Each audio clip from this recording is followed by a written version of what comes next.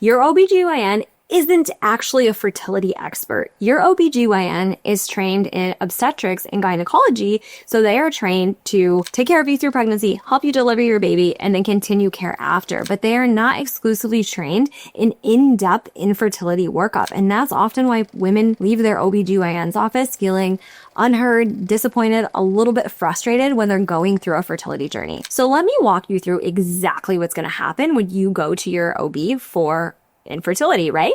So if you are under 35 and it has been less than a year that you've been trying, you're going to go to your OB and say, hey, I've been trying to get pregnant for 6 to 8 months. We're not having success. What should we do? And she's going to say, oh, just go home. Don't stress about it. Keep having intercourse. Come back and see me when it's been at least a year that you've been trying to conceive. So you leave feeling frustrated, right? So you go back to your OB's office. You've been trying for maybe 12, 13, 14 months. And let me tell you exactly what's going to happen.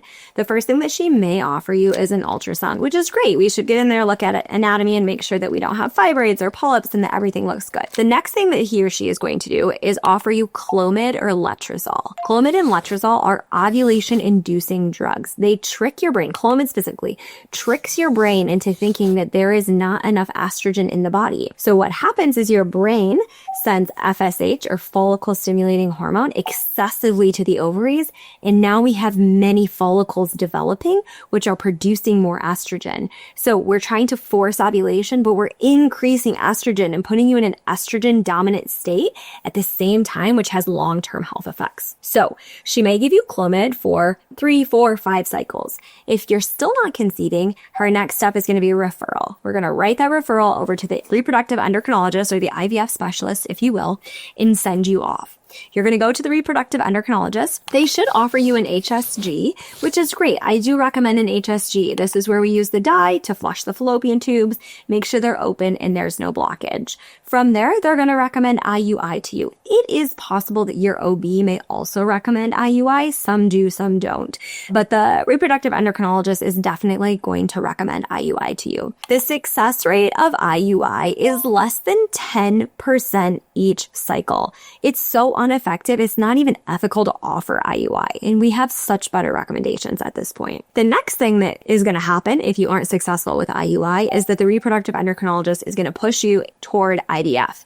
That's it. We're done. There are no other options in the conventional medical model.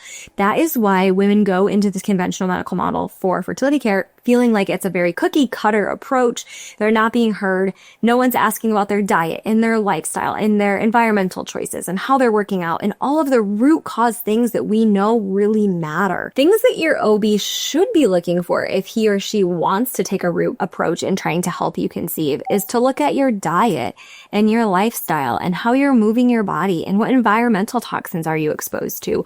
What infections do you potentially have? Do you have an infection systemically? Do you have an infection in the urogenital tract? Meaning, is there an infection in your uterus?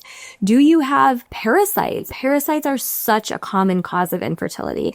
Mold toxicity. Mold mimics estrogen in the body. These are root cause approaches that I work with my clients on every single day to help solve the mystery of why they have unexplained infertility or even a fertility diagnosis, if you will. Your OB should be teaching you how to track your cycle. Is such a basic foundational piece for any woman is to know when are you ovulating? What do different cues during your cycle mean for your health overall? We should all be taught that in 8th grade sex ed class, but unfortunately we're not. Your provider should be walking through mental health with you. This journey is so much like a roller coaster. I know because I've been there.